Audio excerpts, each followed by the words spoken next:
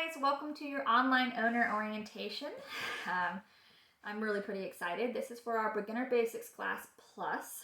That means that all of you have taken at least a few lessons with me and have some basic skills already under your belt versus never having worked with me before. So we'll be a little more advanced than a usual beginner's class, but we are definitely still going to work on our foundations because that's kind of the goal with puppies. So this video, I'm going to talk about class rules, how class works and how you participate and how that's going to go, supplies you need to bring, supplies that you might need for your dog, equipment that might make things better, and I'm going to assign some homework that I expect you guys to practice this week before you come to class. So let's just jump in. I'll start with me. I'm Claire Robertson. Most of you know me already, and you probably know a fair bit about me, but I'm just going to give you the rundown anyway. I got into dog training years and years ago. Excuse me, I'm burping. Years and years ago. I think the way that most people do get into dog training, I got a dog that I could not handle, period. And a family friend gifted me group classes with this really amazing trainer in Austin. And so I started going. And I trained and I trained and I trained. At this point, I was working as a vet tech in Austin. And after 2 years of training as a civilian, as you would call it, the owner of the facility offered me a position because she saw how well I was doing with my dog and how I progressed despite how she was really a challenging dog, really challenging dog. And I'm grateful for it because I learned a million things. So then I started working at the dog facility, and that was a behavior specialist. So I mostly worked with aggressive dogs. Dog aggressive, people aggressive, and it taught me a lot. Behavior is complicated. You have to do it right or there are serious consequences. So I'm really glad that I learned all that. But my passion is training, not so much behavior modification. So when my husband, Kurt, got offered a job out here in Burnet at the high school, I took my opportunity and I said, all right, I'm going to become my own woman, my own show, and I'm going to do it. So I opened Candid Canines when we moved out here in 2016, but I had been training for 6 years before that.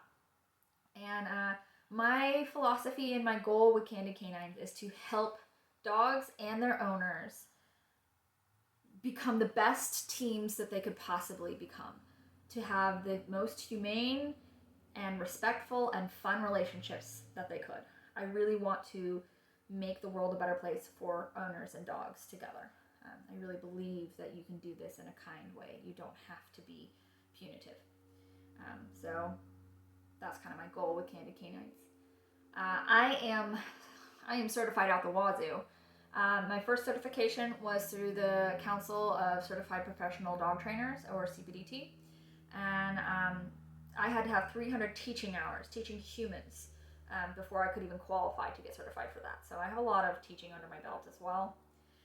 When you get that certification, you do have to sign the Humane Hierarchy saying that you will adhere to it, which means that I am going to find the most creative way to fix a problem before I ever go in a adversive or punitive direction, meaning violence or aggression. I'm just not going to do it. I'm going to find a better way, and I know there's a better way. Then I joined the Association of Professional Dog Trainers, APDT, and then I joined LIMA, which stands for Least Invasive, Minimally Aversive, which is still just saying the same thing over and over again. I'm going to be humane. I'm going to find a smarter way to solve this problem. And then not this year, but 2020, I finally got my CARET certification, which stands for Clothier Animal Response Assessment Tool. It's a temperament assessment that is 87% predictive of future behavior. So you really can know how a dog is going to be, that individual. It's amazing. It took me 5 years to get. I was the 4th person in the nation to become certified and the 1st person in Texas. So I'm really excited about that. Temperament assessments done right, and I really believe that this is the only right one out there currently. You should be able to know every detail and understand how this animal is going to react under stress, how this animal is going to react when they're startled, how they're happy, and know what bothers them and what makes them happy and what is not a problem now but could be a problem down the line. So I've had clients have me do this with their regular pets that they already own, just so they can know more about their dogs, and they love it. They just want every detail, and I can give it to them. I have clients who are searching for their next dog, have me do this, and I really think that's so smart, because I can help you find the right fit, the next family member. It is predictive. It's not a shot in the dark. And I use this a lot with my service dog work when I'm working with service dogs or potential service dog candidates. I want to know what's going on. I want to know every detail that there is to know. So that's Carrot, and it's really cool. And as I kind of hinted to earlier, I really believe in relationships. So I'm kind of a relationship-based trainer. I think that we should be mutually respectful. Our dogs should be respectful of us, and we should be respectful of them. We should have fun. We should be great. So I like to build a good relationship and then train from there instead of training to hope I have a relationship. So that's me. Let's see. Let's talk about class. So my facility, I use the word facility a little loosely, is a metal building. And over the years, me and my dad have personally spray foamed it, so it's insulated. And then we installed air conditioning units, and then we I got these space heaters. So it's semi-climate controlled, kind of. But it is a metal building, and this is Texas. So some of the things that you need to realize for classes, you need to dress appropriately. If it's cold out, wear a sweater and a jacket and a hat. And if your dog is prone to getting cold, maybe he should wear, or she should wear a sweater or a jacket too. If it's hot out, don't wear a parka. Wear a short sleeve shirt. I do suggest that you always wear closed-toed, flat-soled shoes. I find it significantly easier to do an effective foot station if I have the right footwear on. But if I have flip-flops or high heels on, it's really hard to do it appropriately. So you should have appropriate footwear, especially since later classes we will learn a little bit of leash walking for Beginner Basics Plus. So you don't need to be teetering around or getting sticker burrs in your feet because you're wearing sandals. You do need to bring water. You need to bring water for yourself and for your dog, which means you need to bring a bowl for your dog as well. I do have access to water, but I'd have to go get the hose, turn it on, and since it's wintertime currently, we've turned off the second well, so I'd have to go to the house, which is behind the metal building where my grandmother lives. So just bring water. It's good to be hydrated, and it's good for your dog to be hydrated. You are going to bring your dog's regular food as well as training treats. So I'll talk a little bit more about the regular food in a minute. But for the training treats, the brands that I really like are Zukes, Z-U-K-E-S. Stella and Chewy's, which I just so happen to have a bag right here. Meal mixers. This is dehydrated meat. I've not met a dog yet who doesn't like this. There's a brand called Ziwi Peaks. They're really, really good. Really high quality. Most dogs love them. They're expensive, but, I really believe in feeding your dog quality where you can. So, their regular food, water, a bowl, training treats.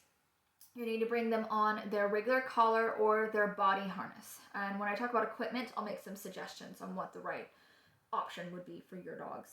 You need to bring 6-foot leash. 6 foot, guys, not 4 foot, 6 foot. It needs to be a regular leash, not a flexi lead or anything like that. So those are kind of the supplies you'll need. I also would suggest that you bring a comfort mat. So a comfort mat is a blanket, a towel, or maybe a bath mat that your dog can sit or lay on instead of the cold concrete floor, the slick cold concrete floor. It can also be a spot where they feel more comfortable because we do a lot of training with it, and it's this thing that they have fun associations with. You can go get a bath mat at Ross Dress for Less for like $8, or just bring a beach towel and fold it up. It needs to be size appropriate for your dog. So if your dog is Sadie sized, this big, then, a tiny bath mat will do. But if you have a Hank sized dog or a bigger dog, you might need a beach towel or a really, really big. I've known people bring yoga mats. I think that's a great idea too. So you're going to bring a comfort mat for your dog. And last but not least, I really, really, really, really, really suggest that you guys invest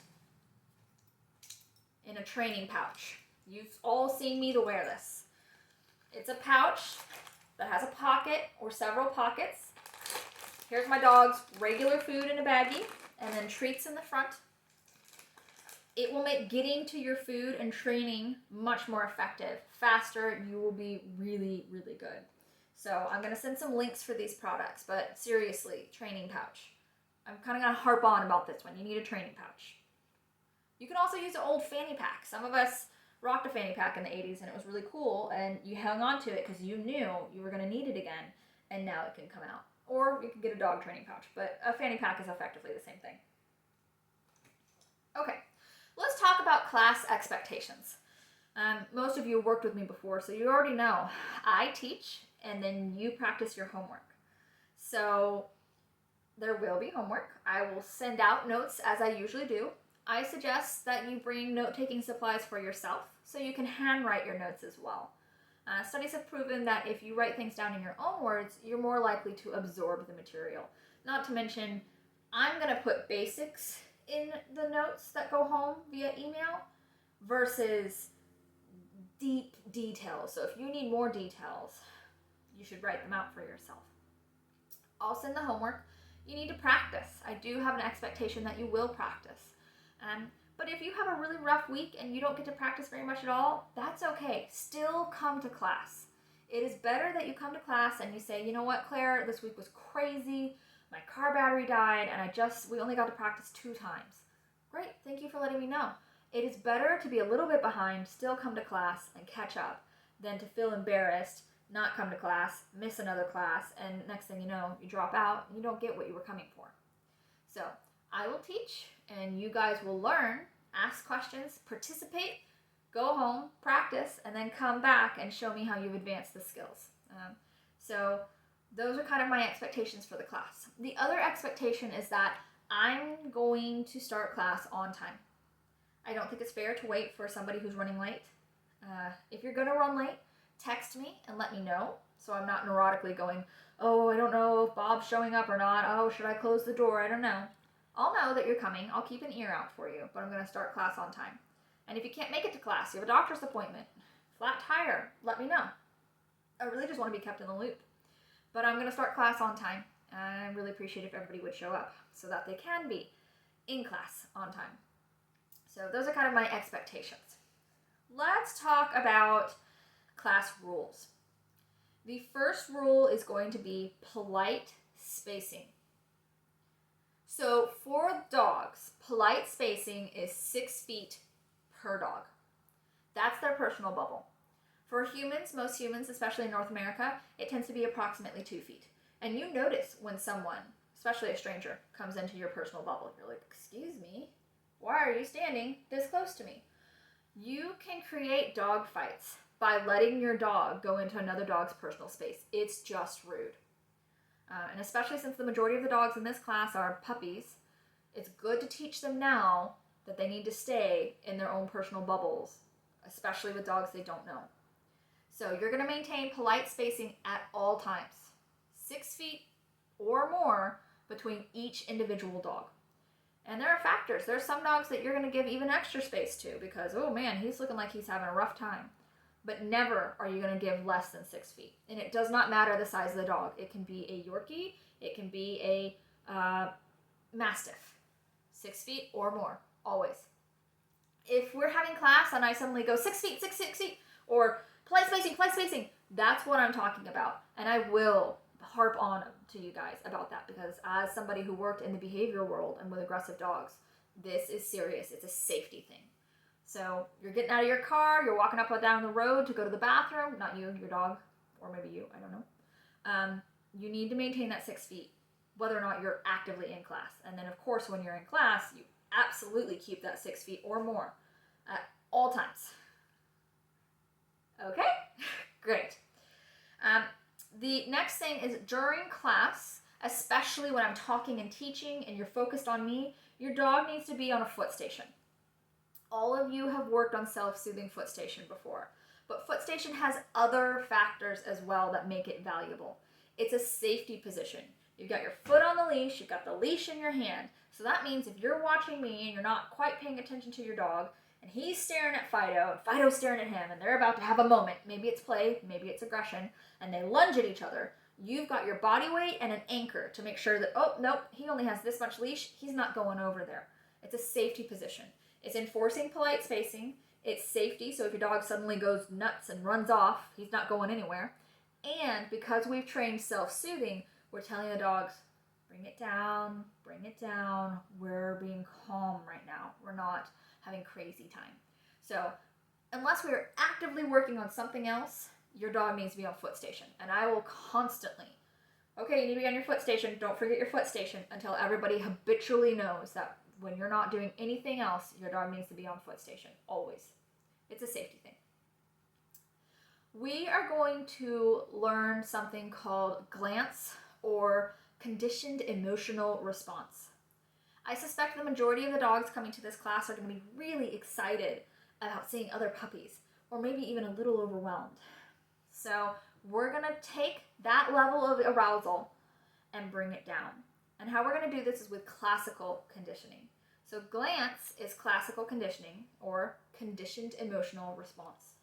It's going to feel a little backwards because we love operant. We're like, oh, the dog sits, they get a cookie. Makes sense. What we're going to do is every single time our dog looks at another dog, we're going to say yes and feed them a treat. And we're going to feed them a treat such that they have to stop looking at the other dog and turn their head to eat the treat. And if the dog's really intensely in it and you say yes and they don't turn their head, you're going to put that treat in their mouth and then help them turn their head, even for a microsecond. Because staring really intensely at somebody, not blinking, leaning forward, is an aggressive body language. Whether or not your puppy realizes it, they could be oblivious and behaving very aggressively. Even if they're amped up and excited, it's rude. Staring is rude. It's rude in the human world. It's really rude in the dog world. That's why I call it glance. What we want your dog to do is go, oh, there's another dog. Very cool. Hey, what do you think about that, Mom? Did you see that other dog? He's amazing. This is really fun. Not, there's another dog. We're going to go over there. We have to have another dog. We're going to go over there. No. So people say to me, well, aren't we giving him treats for staring at other dogs? Yes, we are giving him treats for staring at other dogs. And we're teaching him to have calm or fun associations with other dogs, and we're teaching him to look away. That's the most important part. By teaching this, that if you stare and you look away, you get a treat, we're teaching them to glance. And the conditioned emotional response of it is we're going from way too crazy to pretty reasonable, because we're going, oh my God, there's another dog in there, I have another treat, and then there's another dog, and then I have a treat, and then there's another dog, and there's a treat, oh, there's another dog, did you see that dog, there's a treat, and you see the dog treat, and there's a dog and a treat, and there's another dog and a treat. Bring it down. Or if you're nervous, I don't know, there's another dog treat. Well, I like treats. Oh, there's another dog treat. Well, there's another dog treat. And you can do this with aggression, and this is how, for years and years and years, I've changed really, really dangerous aggressive dogs to functioning members of society by changing what they feel. This is classical conditioning. It's called glance. And you're going to do it a lot, especially the first class. So bring a lot of treats to your classes, a lot. Because we're teaching our puppies not to stare at other dogs. Because right now when you're a puppy and you're oblivious, it's okay. But when you're an adult dog and you still are exhibiting these oblivious, rude body language, you're going to get in trouble. Somebody's going to have a problem with that. They're going to take offense and you could start a fight. So glance. And then you need to bring appropriate gear. Your dog always needs to be on their 6-foot leash. They always need to be on their body harness or their collar or whatever equipment we've agreed upon. You can't come to class with a flexi leash, which is one of those extended leashes. You can't come to class and, oh, I forgot his collar at home. It's not going to work. So you need to be ready, and you need to have your treat bag too. You need to be equipped. Your dog needs to be equipped. So those are the rules for class. Polite spacing, glance, foot station, be prepared. So that was a lot of information. Let's talk about the new skills that we're going to work on. And I will probably bring a demo dog out to show you some of these things. But you guys have worked on almost all of them before. So here's your homework. The first thing that we're going to train is called a mark word. So anybody who's done any kind of clicker training already kind of knows about this. But this is the premise behind it. The dog does what you want. Let's say a sit. They sit, you say yes, you give them a treat. What the yes means is that you did the behavior I was looking for, therefore, I am going to pay you your paycheck. I am going to give you what you expect to be given. It keys the dog in faster and faster as they understand the mark word, that that's what you're looking for. So when they first learn the mark word, it doesn't mean anything. We're just going to tie the mark word to food. Mark word equals food. I use yes. You can use pretty much anything that you can say quickly, positively, and reliably. So, yep. I would not say good, because your dog's going to hear that all the time. What a good dog. And if they think that good equals payment and then they don't get payment, they're going to get frustrated. But so clicker people use a clicker. The dog does what you want. Click, treat, click, treat, click, treat. I don't need to carry a clicker around with me. I already have a hard enough time. Like, I've got 2 hands and a leash and a dog and a bag full of treats, and now I'm supposed to click. There are some clicker people who are really proficient and they do super well. I'm just not one of them, and I can control my mouth and I can say yes reliably. So I recommend that you use yes. You can also click your tongue, or yip, but pick a phrase. Everybody has to use the same one in your household. I'm going to kind of say to you guys, I would use yes. It's what I use. This week, to practice this, all you're going to do is get 10 treats out. Yes, treat. Yes, treat. Yes, treat. Yes, treat. Every day, 10 times. And we're going to tie the association with yes to food. Then, as we're training, we're going to tie the association of yes to successful behavior equals food. It's also a delayed reinforcement.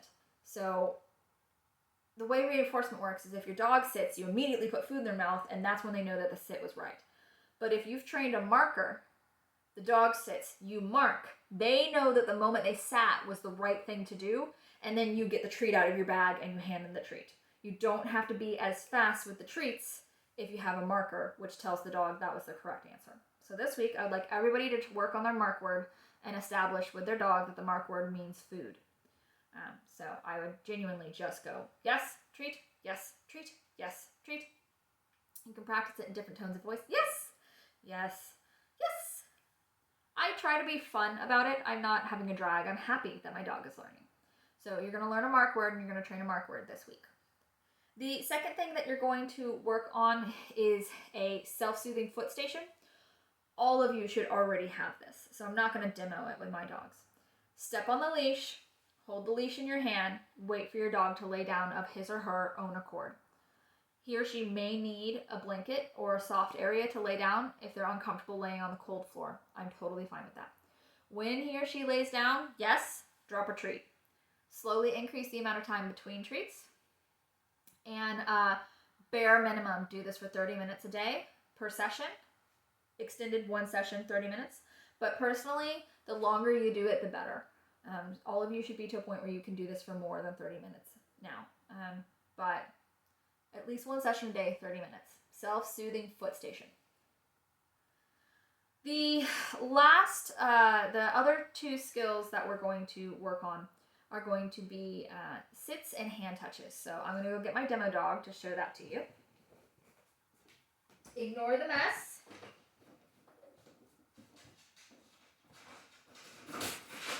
Hang on, 1 second. There's the Chihuahua. There's the Chihuahua. There he is. Okay, you're not going to see me for a minute, but you don't need to see me. Here's a quick demo on how to train a mark word. Oh no, I don't want you over there. Yes. Yes. Yes. Yes.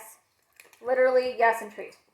Then we're going to work on something called a hand touch. So I have food in my right hand, and I'm going to offer him my left palm. When he chooses to touch my left palm with his nose, I'm going to mark it, yes, and give him a treat out of my right hand. So here's my left palm. There's nothing in it. Here it is. Yes. Yes. Yes. Yes. Yes. Yes. Yes. Yes. Yeah, nope. really stinking fast. So don't expect your dog to be that fast initially. This is Chico, by the way. The last thing you're going to work on are your sits. A sit hand signal. So this is called a lured hand signal. That's when you have food in the hand signal hand. That's good. Our hand signal is going to be this. Mamma mia. Facing up. It's my right hand. Food in the hand. Put that hand signal up over his nose. Yes. The instant he puts his bottom on the floor, give him a treat. Yes. Good boy. Yes. Yes. Yes. Yes. Again.